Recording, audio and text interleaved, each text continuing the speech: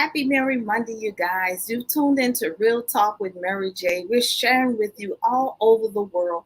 Real Talk with Mary Jae is a social outlet for a positive outcome. And I am so excited to have you all sharing with me. I hope you're having a happy Mary Monday today.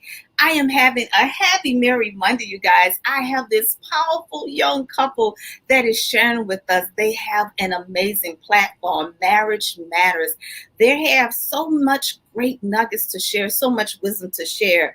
Glenn and Tynia Coleman, let me tell you, she and Glenn share together collectively a coach, consultation, educator, life transitional specialist, and strategist, graphic designer, video producer, founder of Marriage Matters Counseling and Coaching Mentor Services. Welcome on today's show, you guys, on Real Talk Mary Jae, Mr. and Mrs.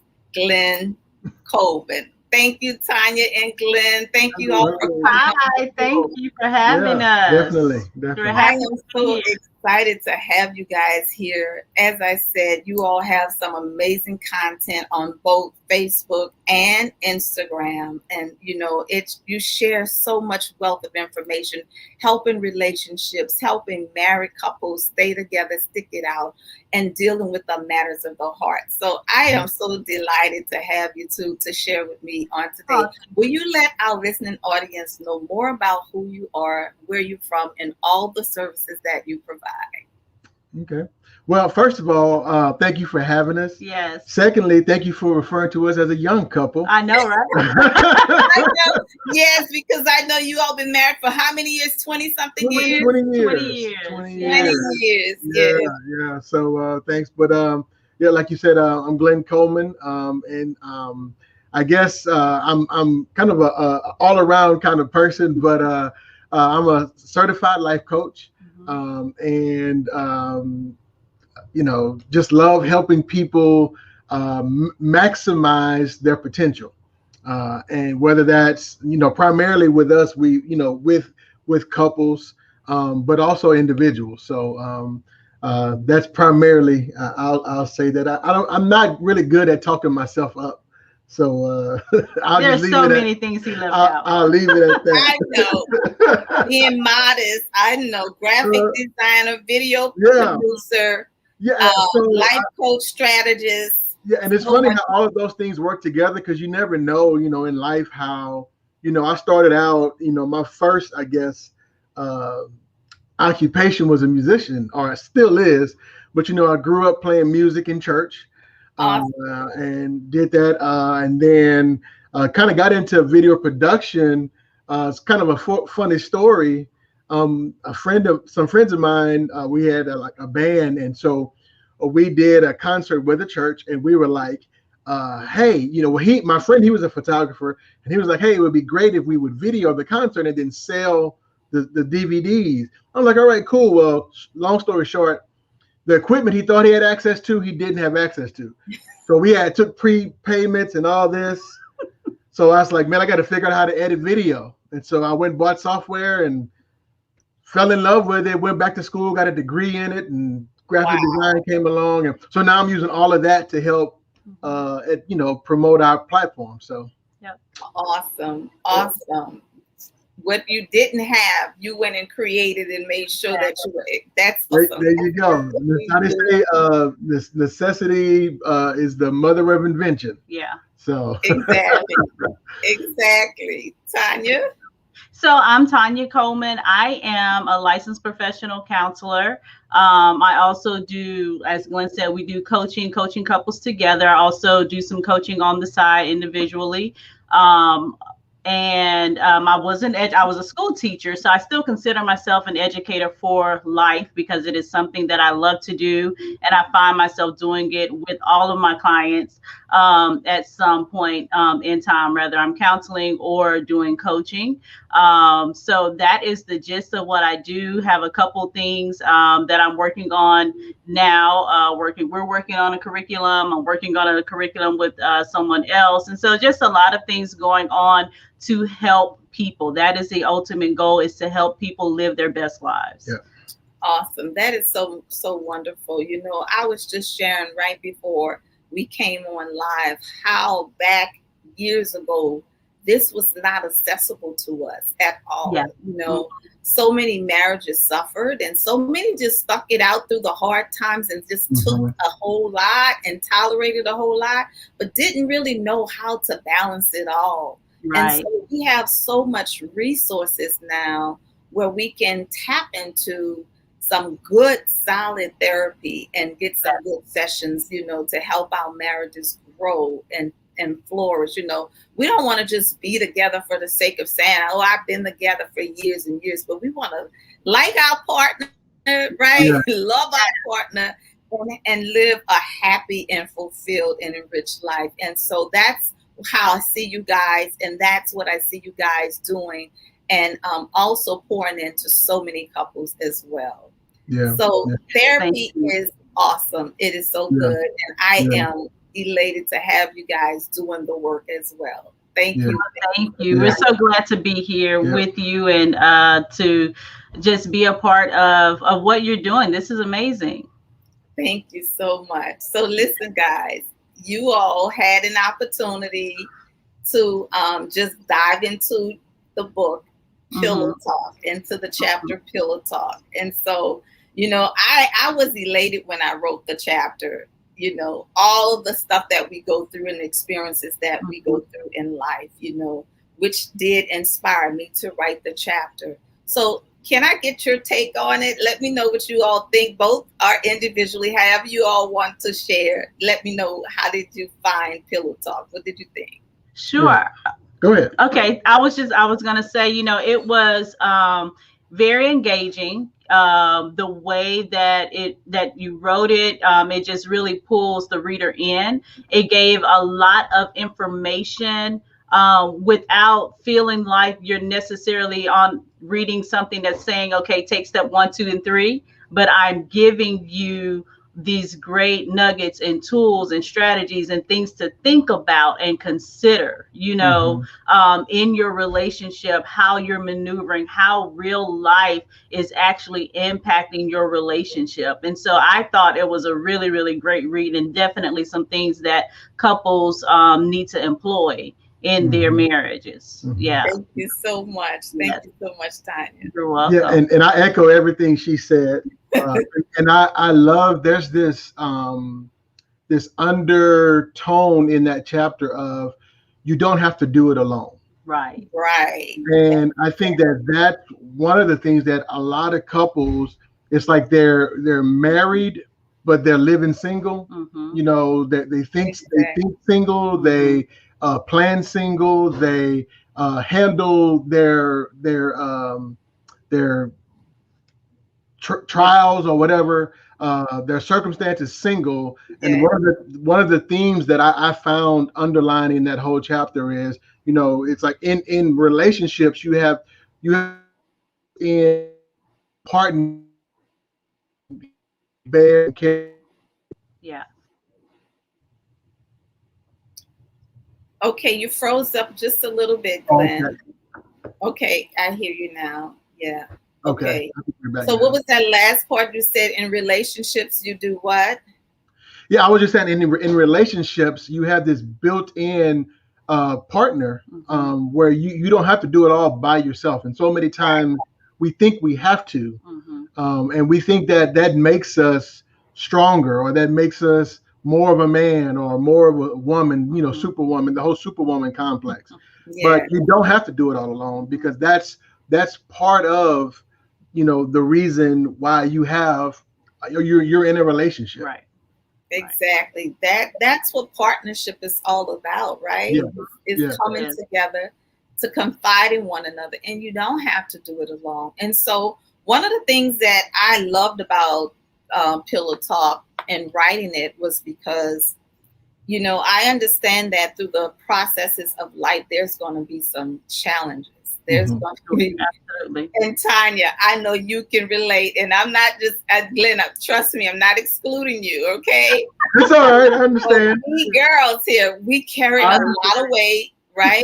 With handling the home, the children, the husband, making sure that our house is in order and is conducive. just to share the atmosphere that is wholesome and loving. We are nurturers by heart, so we're givers. So we have to continue to give. And a lot of times, I don't know about you, Tynia, but even in the course of my marriage, I'm divorced now, but I found myself depleted at the end of the day, exhausted, had given everything away to everybody. And, I felt like there was no room left for me, just to even pamper myself or just to take a woosah moment and breathe, so that's where Pillow Talk actually came in my writing, because I find that during the course of the day, we have to set aside good timing to relate to our partner, to discuss things. We can't wait until they're coming from a hard days of work, even though we've been through a hard days of work, whether we're in the home or out the home, we're still working. We're still working. And so I find a lot of times, even now that I'm divorced, and my daughter, she's 19. She just told me she was 19 yesterday. I was still saying she was 18, and then she was like, "Wait, Mom, what?" I was like, "Oh my goodness." She's making 20. Wow. But even when there's things that and she wants to discuss with me, I'll tell her, okay, give me a moment, let me get back to you. Let me settle down for a moment. Or even if it's things that she needs to call her dad and discuss with her dad, I would tell her, okay, this is the best time to call your dad because he's just getting off from work. Don't call him right now while he's busy. Give him time to relax, okay, when he can kind of de-stress a little bit. And then you can call him, right? That's and, I found that after a really good meal and you're comfortable, that's the best time to talk. Yes. I think it's giving yourself and the person, your partner, the space. I'll call it space and grace. The spaces that they need, and that you need to emotionally process what's going on. Like you said, to come in and to settle from whatever's happened during your day. And then take that time to sit down and have those conversations, with one another, and giving one another the grace, to, if it's not, I'm not quite there yet, just give me a few more minutes, let's come back in 30 minutes, then we can do that, and that keeps healthy, fluid communication going on. That's awesome. I like the way you put that, space and grace. That's so good. Space and grace. That is so good. So that lets me know that is working together for your good in your space, right? It is, definitely. Right. So when you tell our listeners, how do you process when you're setting up time for each other, conversations, whether it is to discuss or to plan? What is usually the processes that you all go through in getting to that place?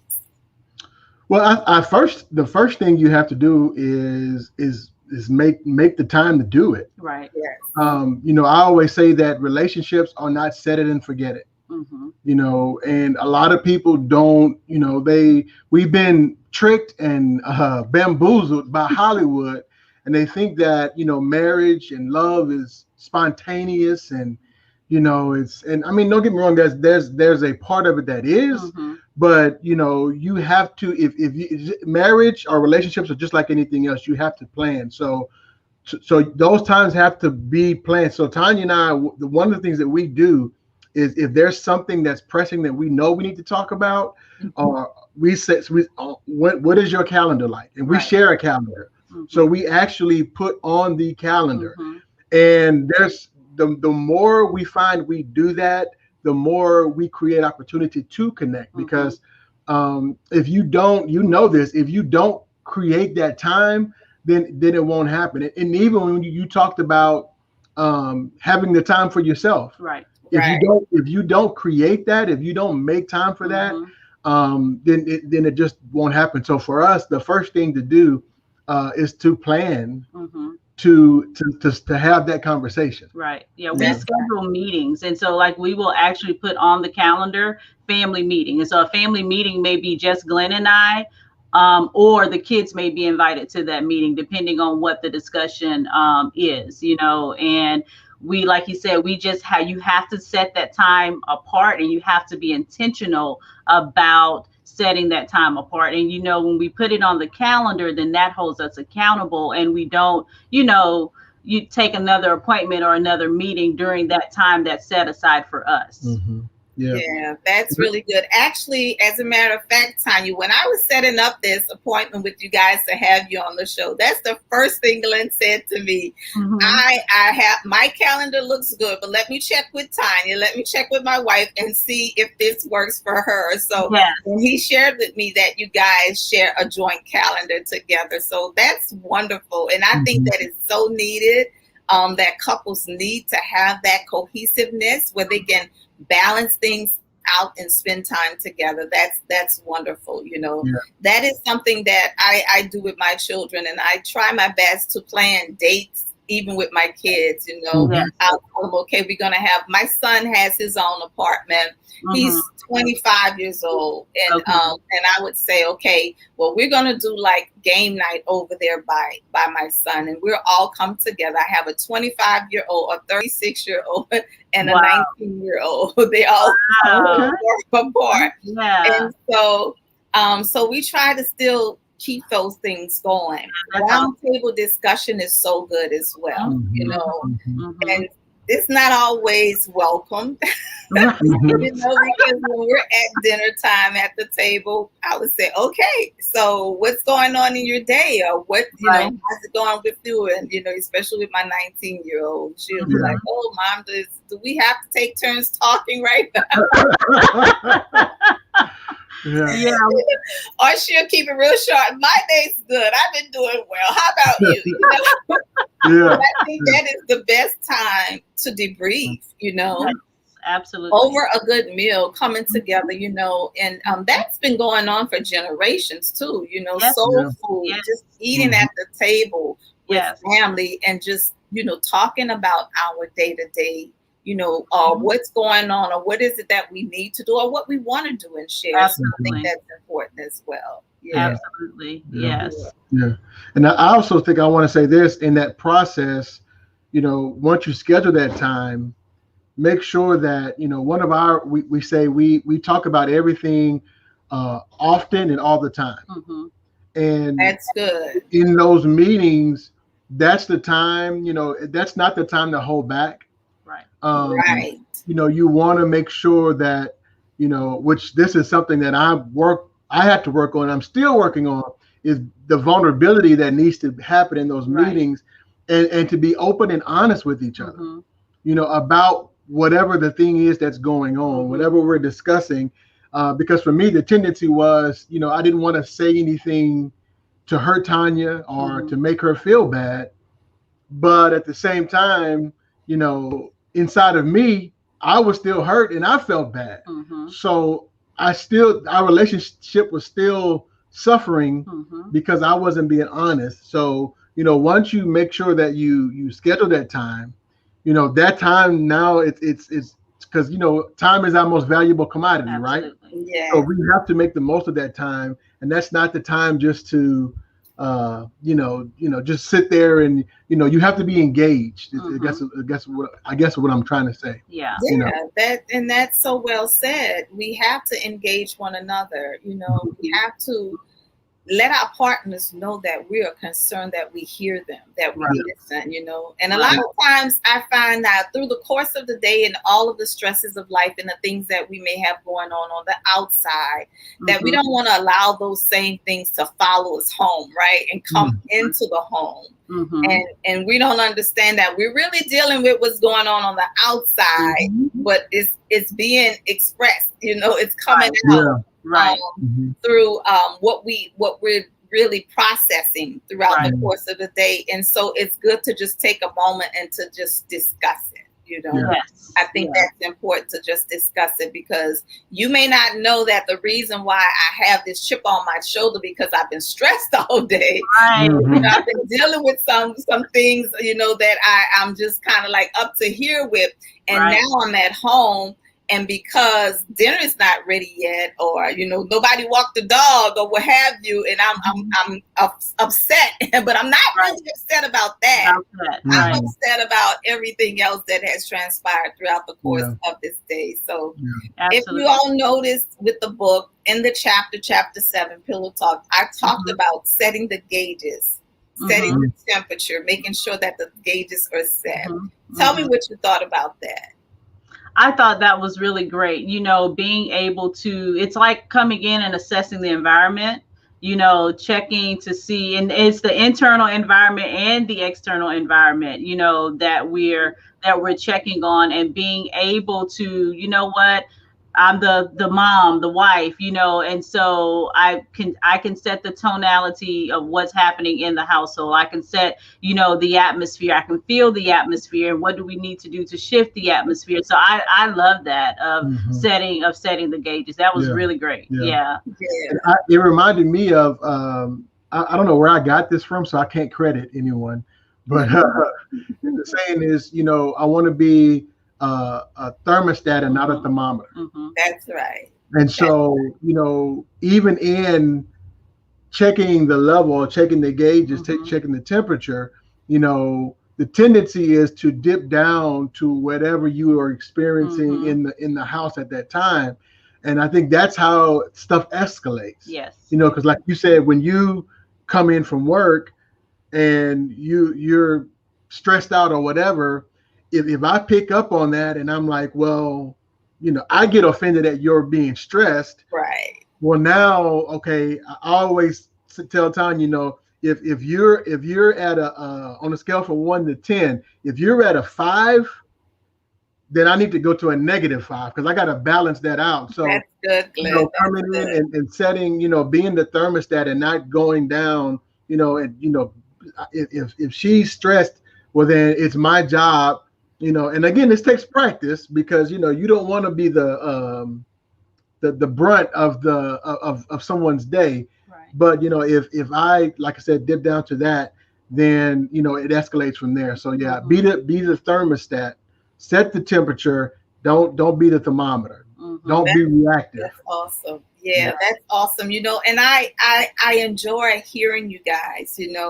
Because Tanya is letting me know, as a wife, as a mother, as a woman, that she has to set the tone of her household, right? She has to set the atmosphere and stir it up in any shape or form that she knows how, and those of us that are Christian, I'm a Christian, and I know you guys are a Christian, there's certain things that we do, in our home, whether it's going into our war room, into our prayer closet and praying, and stirring up the atmosphere that way, because we don't want those stresses and that tension. When we lay our head on our pillow at the end of the night, we want it to be peaceful. We want to be a calm, good sleep, right? Good sleep, a calm, relaxed environment, and setting those tones. And that has to do with us individually, us as a couple, as well as our children, because our children gauges are all off as well. That can stir up some emotions and some problems in the household as well. So that's what we do as wives, as women, as mothers. We have to set the gauge, the tone, and then, and I'm a little old-fashioned, guys, so you have to bear with me because I'm a little old-fashioned. Not holistically I am, because I go back to my parents. We talk about that paradigm shifting, right? Understanding traditions and how we saw things done.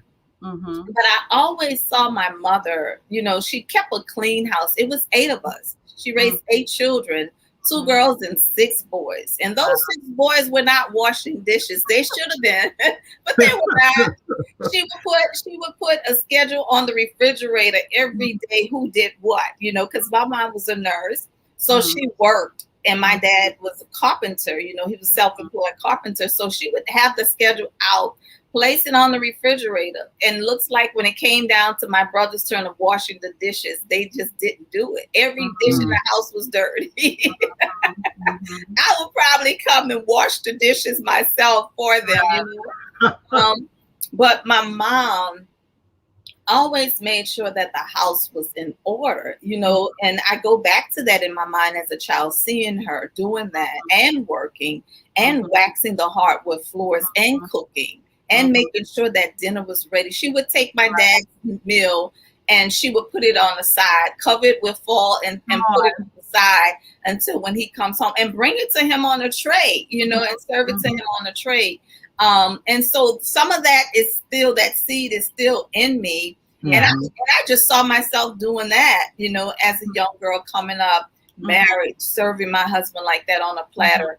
And I'm saying all that because that brought me back to setting the gauges, there were times when my mom would be on the phone and she heard my dad coming through the door. She would say, okay, I have to talk to you later, and I still do that because, when in my mind, when he comes into the home from work, she wants to make sure that she's engaging, right? That she's accessible, that she's not just on the phone all day gossiping and talking with her girlfriends, and he comes in tired and hungry and hot, and there's no food, the house not clean, so she set those gauges, and I think that's where I got a lot of that from. My mother and my grandmother were great role models and examples that helped set the gauges in the household. And so that's something that I believe that married couples, especially young, the millennial couples that are getting married now. I know you all are veterans, Glenn. I didn't mean it from a sense of saying that you're newly married, but I think it's your personalities. You all have so much life. You're so bubbly. I love the way that you all gel together and laughter. I love your transparency and how you can just be real. And how Glenn can just be like, just say, and he's nonchalant at sometimes, and then Tanya's like, sure. I just let him be him.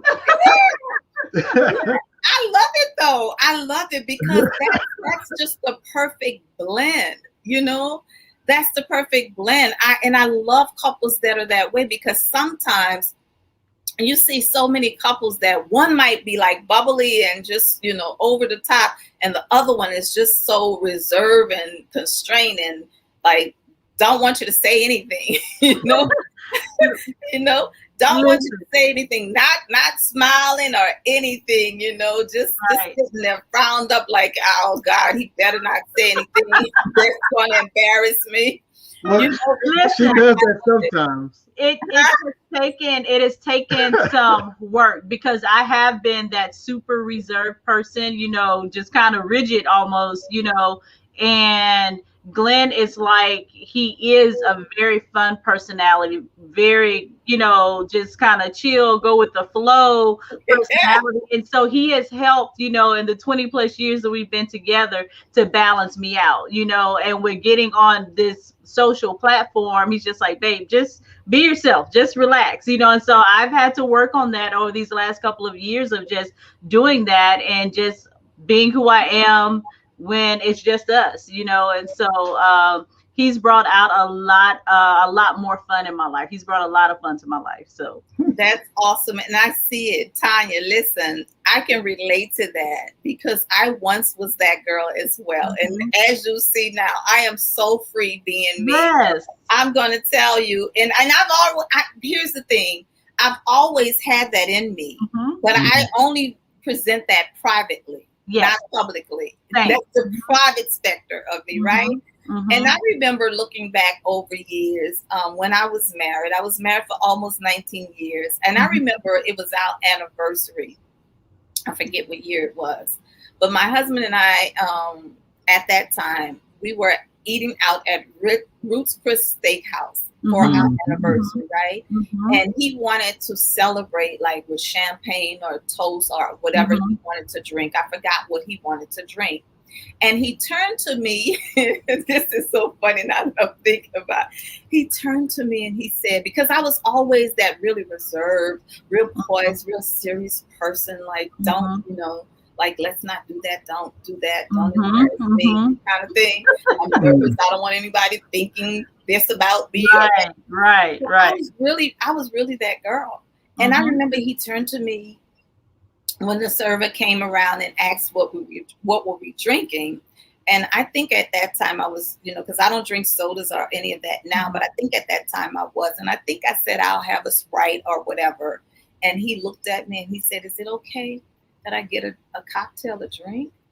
And I was like, that's between you and God. I don't. Yeah. Oh my, that is between you and God. Because I felt like I am not going to be sitting here in public drinking wine. Are you kidding me? Champagne, a drink, a cocktail, or no? But that's how restricted I was. Oh my God. I was so restricted. And I felt, in hindsight, I didn't know any better because I didn't have balance. I just did not have balance. And I remember him he felt so condemned. I remember him feeling so judged, like, like if I do this, then she's going to feel uncomfortable. But that was like, I forget how many, as I said, I don't remember how many years at that point we were married, but that's where I was, because in ministry, we can lose the balance. Yeah, absolutely. We're husband and wife first, right? Exactly. Before we are who we are to everybody else, before we're elders and pastors and ministers and all of that, and I just did not have that balance, guys. That's why I say that and I laugh when I see that. I saw your show. I was watching something just the other night, and as you all were talking, Glenn stopped right in the middle and started reading something. And you thought he froze on the screen. I remember that one. Oh, yeah. And you thought he froze. And Glenn was reading and Glenn was talking and you were talking and he just was like. I was reading a comment. Reading the comment. Yeah. And I just loved it. I loved it. And Tynia was like, oh, I thought you froze. You just really stopped and started reading something. I was like, what's going on? Did we freeze? Why is he not moving? He just stopped. Yeah. And look, I thought it froze too.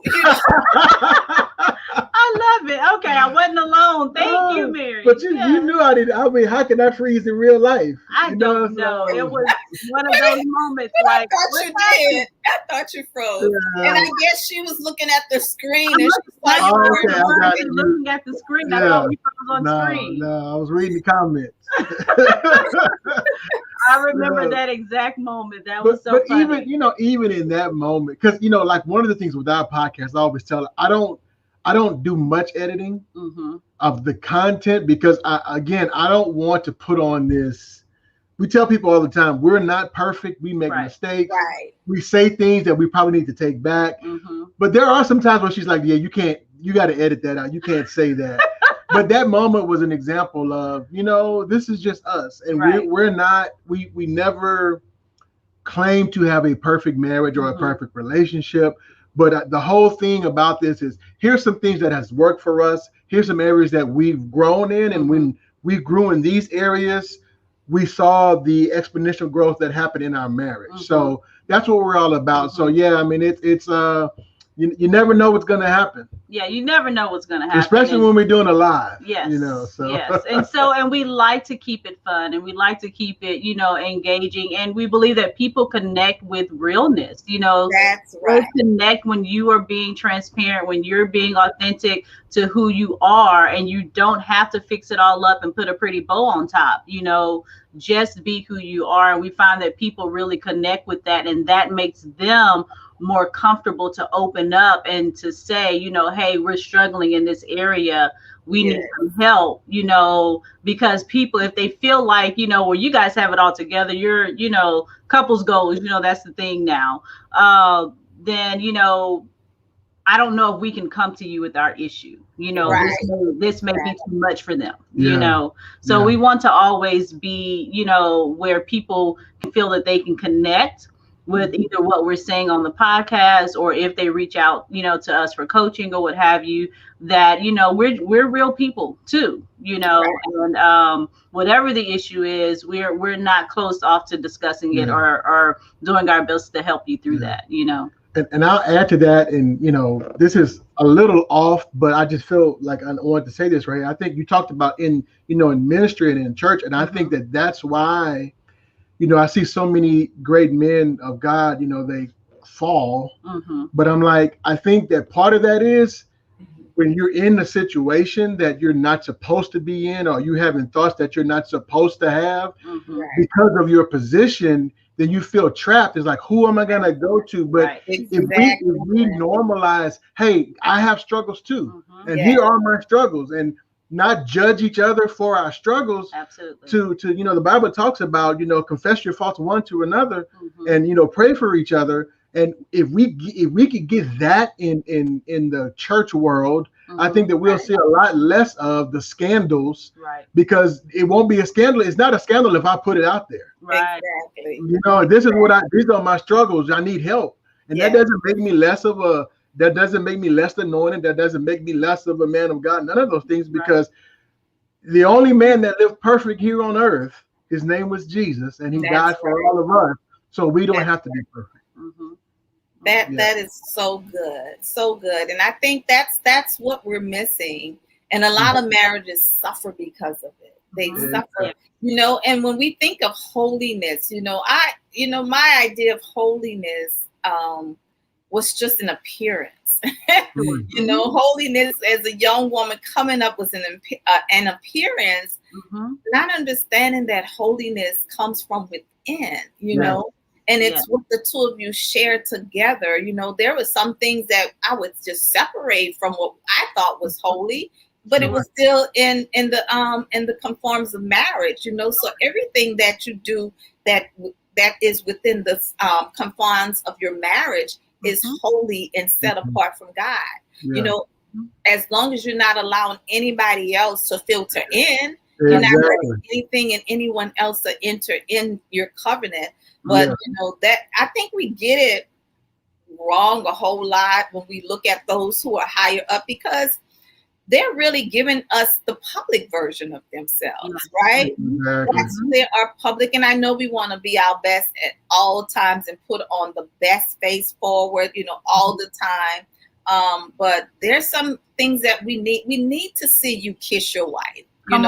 We need to see you look her in the eyes and hold her hands publicly. We need to see you just relaxing sometimes, because Glenn, look, I can relate so much to what you just said, because during the course of my marriage, and I struggled, and there were things that just was so out of line and out of order. And I was like, who do I talk to? Who do I go to? I had absolutely no one. Not that there weren't any people in ministry, but there weren't any people that I trusted, that I felt like I can bring this to without them tearing it apart and condemning you and throwing you down, because we have this thing as relates to who's who and what's what. We pretend that we don't, but we do. That's why when we have a fall, you can't sit on that front row seat. Don't you dare come up here. You go to the back. You stay hid, right? So that makes us feel like we're not worthy. We can't make mistakes. We're not human, because if we do, we're going to be judged. We're going to be talked about. And I just felt so guarded. There were not anybody that I felt, and I thought it through and through. Who can I go to? Who can I share this with? I didn't have anybody, I thought of writing a letter to Joyce Myers at one time, because she's very transparent. She talks about all her struggles and what she dealt with, and how I was like, maybe I can write to Joyce Myers about this. Maybe she's somebody. I was reading books. I was fasting and praying, going into my war room and praying up a storm, going on fast, pleading the blood, doing all of these things. At the end of the day, I still had to deal with it, right? So what I said, that we as a people, especially African Americans, we don't go to counseling and therapists and psychiatrists because we think, we don't want these people knowing our business, or we don't want them to think that something's wrong with us. So we've come a long way now with being able to release things, when I started Real Talk with Mary Jae, God gave me that. Real Talk with Mary Jae, a social outlet for a positive outcome. And he told me that I would be saved from silence, Tanya, because I was one that I'm a talkative person. And when I get to know you one-on-one, I love engaging. But I was never one to share anything publicly, you know? And I had to deal with those private struggles. I had to deal with that stuff by myself. But God brought me through it, and he healed me from a lot of brokenness. And so now, when he told me I would be saved from silence, he said, when you open your mouth and share your story, he said, people will be set free all over the world. And so this platform is to help empower others that may be going through some issues, you know, going through some challenges. Even with starting KFIT, Kingdom First International Teaching Church, I started that virtual church by the leading of the Holy Spirit to deal with real people with real issues because we serve a real God. And so, okay, I understand what happened in the Bible, but what about me today? You know what I'm dealing with right here, right now. So it's very practical that I just would come and share a word from the Lord in scripture and compare it to my own life experiences, because that's what the Bible did. They compared it to the woman at the well. They compared it to the woman with the issue of blood. They compared it to the woman with the alabaster box. So these were all examples of what was going on and how did Jesus really handle it. And so my example is Jesus. So I'm not as guarded as I used to be. And, you know, I know there's a balance, and then there's, you know, we have to stay within, you know, the pages of the church, and the Bible, of course. But it's not bondage. It should never be bonded, right? You should never be bound by the opinions of man. Amen. And what somebody would think about you or say, or how they would perceive you. So that's why God inspired me to write this book. And I was laughing. Tanya, I was tickled pink on the inside when I was writing these chapters. You know, market your product. These are the chapters. Market your product. Make the investment. Manage your time. PillowTalk. Sex toys. How big is too big? Yeah. Desire. Yeah, I love it. How much do you tolerate? What do you celebrate? These are all, and I was like, oh my God, they're going to think, oh, what is she talking about? But I was really in awe of God that he would take something that is so spiritual and make it sensual and present it in a book to reach the masses. And, you know, I was sharing with my mom the other day. She's read the whole book. Here's the book, you guys, for those of you. She's read the entire book, and she said, not only did I read it from cover to cover, I also read the scriptures that you have that reference what you're saying. Now, let me tell you guys this. I really had to throw those scriptures in there just so people can be at ease, to be honest. Just so they can be at ease, you know. And I did not want the scriptures to be in the back of the book because I didn't want the average person that may not know my God, that may not serve my God, to pick it up and see all of these scriptures and put it down, right? Because the world is so much wiser than we are. You see, that's why it had to be so creative for me to write it in such a way to reach everybody. It's not just the same old church rhetoric with the scripture.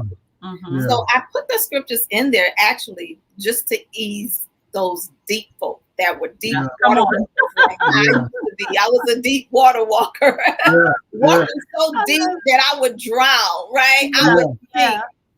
And my mom, I asked her too, what was your favorite thing about it? She said, well, I really like the way you worded everything and how you just painted a picture. And she said, and I was so relieved when I saw you had the scriptures to back it all up. Wow, that's this is the thing, guys.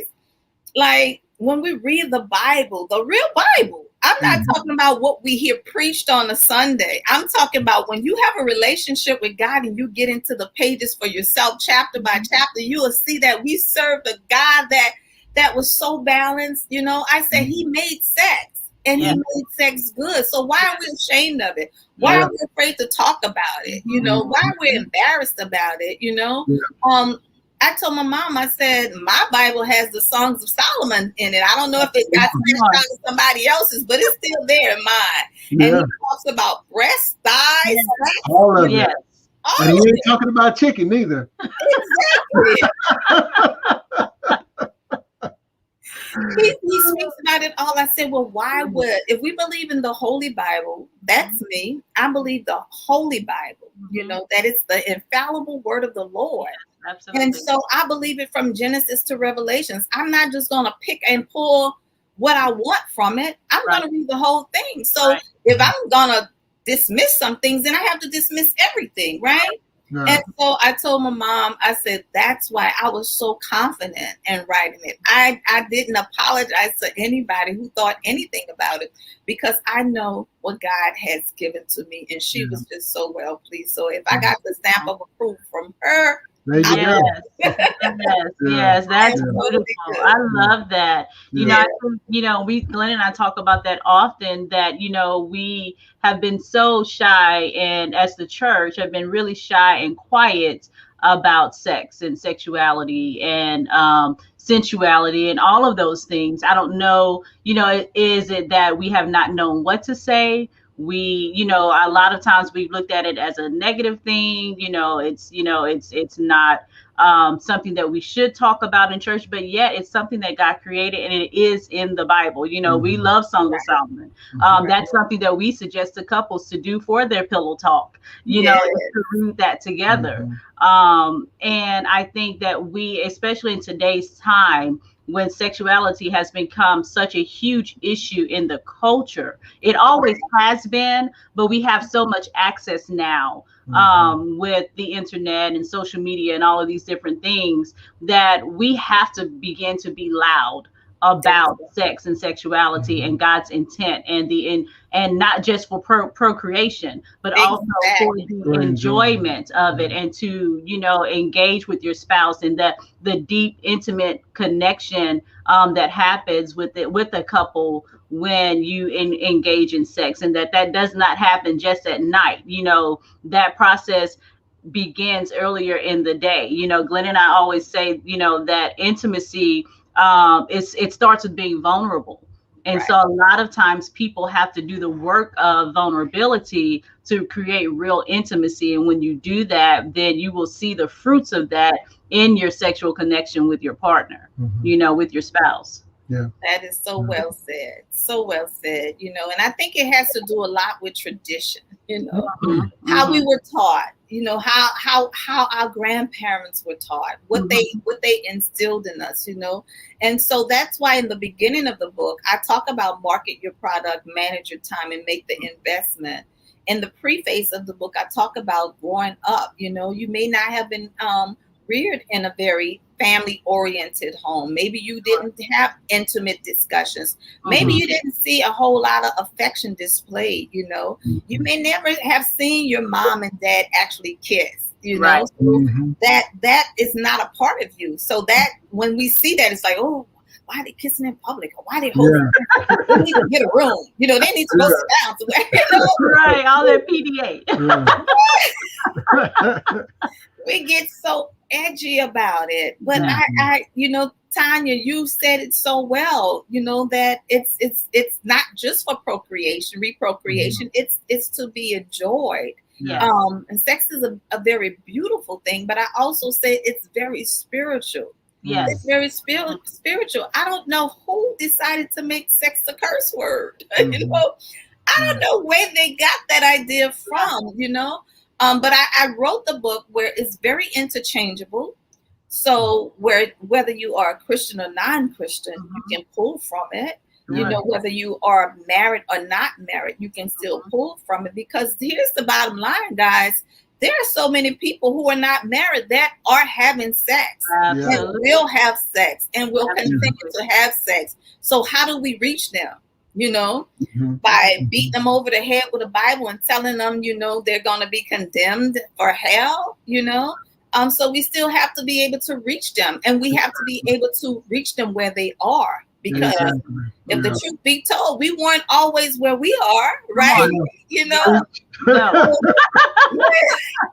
we got to reach them where they are. And that's how I believe that the church is missing out on these millennials. We're losing them because they're seeing what's going on out there in Hollywood, and they're drawn to it. They're being pulled to it because who wants to be around people that are boring and dry and dead? You know, it brings a stain upon marriages. It would make a young person that really wanted, if they see you are you're stuck in the mud and you're not having any fun and any balance, it's like, well, I don't want that. I rather just shack up. We're good. We don't need that piece of paper. We're good. You know. Yeah. And so I am so excited about what you guys are doing. It just does my heart good to watch you all and to see you all sharing, you know, positive content and helping couples deal with different situations and circumstances within their own marriages and helping them get to a point of growth and maturity, you know, and cohesiveness and one accordness, which is so, you know, so needed in marriages. You know, that's one of the things that we struggle with so much is balance. And I know I did. I struggled with balance for years. You know, I got it right, but, you know, pretty much toward the end, the latter part of those 19 years, but I struggled with it. Really, I did. Yeah. So thank you all for sharing so much. I want to ask you guys, in the chapter of Pillow Talk, what was your favorite portion of that chapter and your takeaway, your overall takeaway from Pillow Talk? Okay. Well, I cheated. I wrote notes down. So. But I think that the one thing, my favorite, you made a statement in there. You talked about sort out the details that have been running through your mind all day. And you gave some really specific examples of how to do that. And I think that's so key because we all know, man, there's so many things, and I do this all the time. I think there's so many things running through my mind and taking up space in my mind. But the bad part about it is I never accomplish them. So they're always there and they kind of never go away. And then it also, you know, it affects, you know, our pillow talk time or even our intimate time, because it's hard to, you know, when you have a million things to do and you're trying to give somebody your undivided attention and engage with them and let them know that I'm here to hear from you. But in the back of your mind, you've got, you know, like some of the examples you gave, you know, I got to, you know, the car needs to be fixed, the roof is, you know, all these things, then it's hard to connect with people on a very, or your spouse or your partner on an intimate level. So you talked about writing them down. One thing I like, you talked about journaling, which I think is something that most, I don't know, but a lot of people don't do. But that's something that I think is really needed, you know, and it helps me put things in perspective. And there's a couple other things you talked about. So for me is sorting out the details that have been running through your mind. That was something that I really I take away, and it reminded me to get back, because sometimes you can forget to do that, you know. So it really reminded me to get back to that place of prioritizing my thoughts, and taking control back over my thought life. That's good. That's good. That's really good. Taking back control over your thoughts. That's so good, because we have to declutter our mind. Yes. So when we keep all that stuff stored up here, it's like it's spinning, it's racing, and it's ongoing, nonstop, and it will make you feel like you have so much more to do. But as soon as you take them out of your head and you put them on paper, you begin to see it and you can check it out. And it's not as much as you thought you had to do. It's like, oh, wait, I got that done. I got to do that next, and that I'm good after that, you know. So it's to declutter your mind. It's nothing, and they never get done. Right. Nothing if like they stay there, they never get done. Never get done when they stay in your head. You're absolutely right. And then you can see it on paper and prioritize what needs to be done first. What's the major thing that you need to do, right? Absolutely. And so when you finally lay your head on that bed, now you can just enjoy each other, at Yeah. that moment. Yeah. Mm-hmm. Yeah. And what is your take? For me, it was the kind of the thread that you don't have to do it all alone. And I think especially as women, we feel because of all of the hats that we wear, sometimes we feel like we have to, oh, I have to get this done. I have to take care of work. I have to take care of home. I have to take care of the kids. Like you said earlier, I have to take care of the husband. This has to be done. I need to remind so and so. And so it's like this, and remembering that we don't have to do it all alone. We're in partnership together. We are a team. We call ourselves Team Coleman, and so I have to remember that I don't have to do this alone. And so when I start feeling those feelings of overwhelm, then I remember that, oh, you know what? We call it having an ask. I haven't had an ask today. That means that I haven't asked for help today. Yeah, let's say pronounce that better. Yeah, ASK.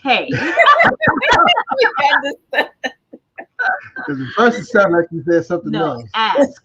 There you go. But I have to, ask for help. Mm-hmm. And that I remember that I don't have to do this alone, that we are a team, we are in partnership together.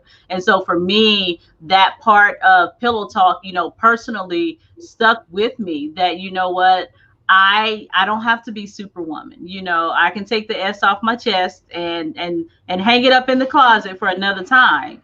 Right. And know that I have a partner, I have a husband that I can, lean on and depend on, and that he can take care of some of these tasks for me if I need him to. Mm-hmm. Awesome. That's right.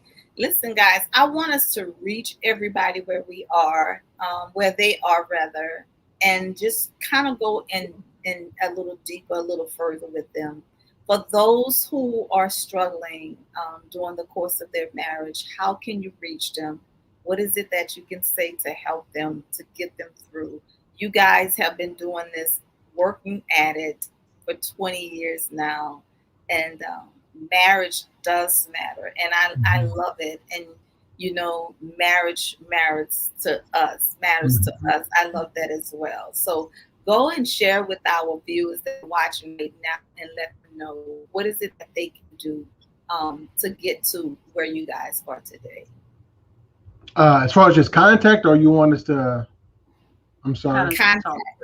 Okay, contact. Okay, so the best way to get in contact with us is through our Facebook page or our Instagram page, and you can find us on Facebook and on Instagram at Marriage Matters 0526 at Marriage Matters 0526.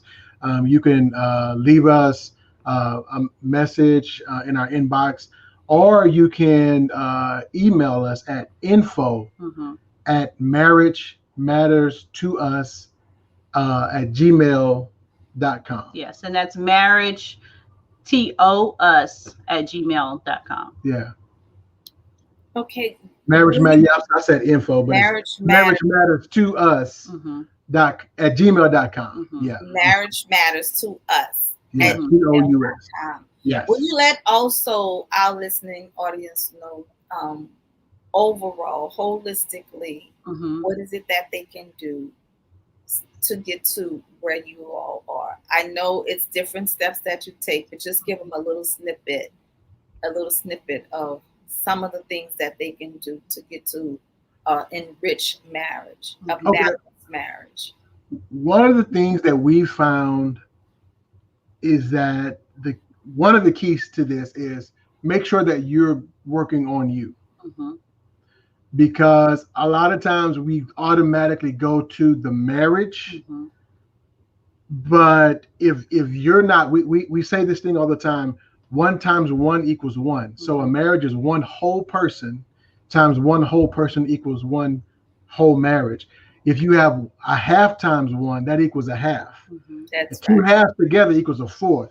So the more a person is depleted, the more depleted the marriage will be. So one of the keys to having a successful relationship is making sure that I am working on me, and where I see lack in my marriage, I don't automatically look at my spouse. I look at me first.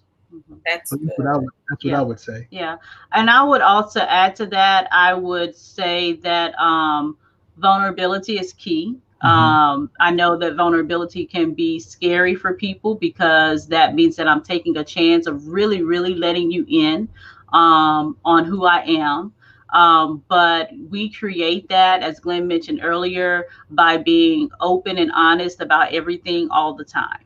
And we have to figure out, as you mentioned earlier, when should we have those deep discussions, but they are very necessary. And so if I'm unsettled, unhappy, unsure about something in the relationship or a decision that we made, that should not go unspoken, that we need to have those conversations. Yeah. So good. So good. So rich, guys. So rich. Thank you all for coming on and sharing with us.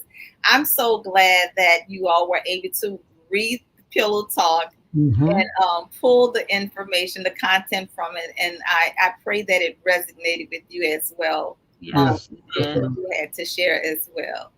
How much do you tolerate is another chapter in the book. How much do you tolerate, guys? Dealing with all of the pressures of life, going through the process, going through all of that, to really understand there's a balance to everything. You don't have to continue to tolerate all that you do. You can kind of just share with each other. And that's what we do when it comes to Pillow Talk as well. We have to bring about a balance to it, and understanding that before we go to bed at night, I never like to go to bed with an argument unsettled. Never liked it, always wanted to mend it, before the next day, because you will go to sleep with those things on your mind and on your heart. They don't go away because you're asleep, You wake up to it. But what happens if that partner does not wake up the next day? And that's how I look at it. And even in the midst of all of the madness and whatever you're dealing with, I will always take a moment out to just take a deep breath. And at the end of the night, I would at least I would say, okay, honey, I'm sorry, or I forgive you.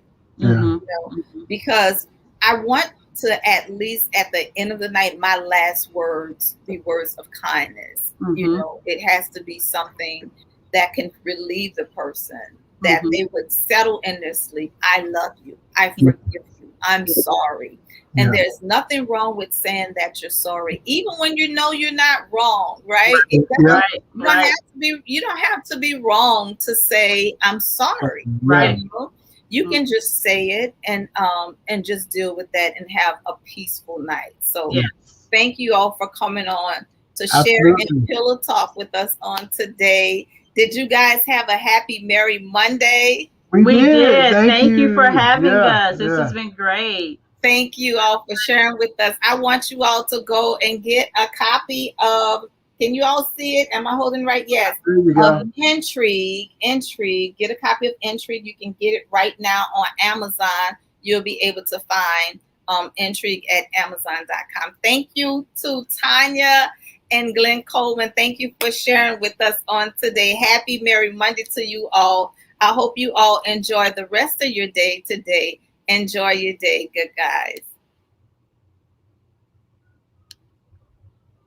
Okay, I'm trying to get back to, okay, here we go. Here we are. Thank you, Tynia. I don't want you all to go anywhere. Stay right there because we're going to talk a little bit after the show, okay? I need to check one thing. Okay. Okay. All righty. Happy Merry Monday, everybody.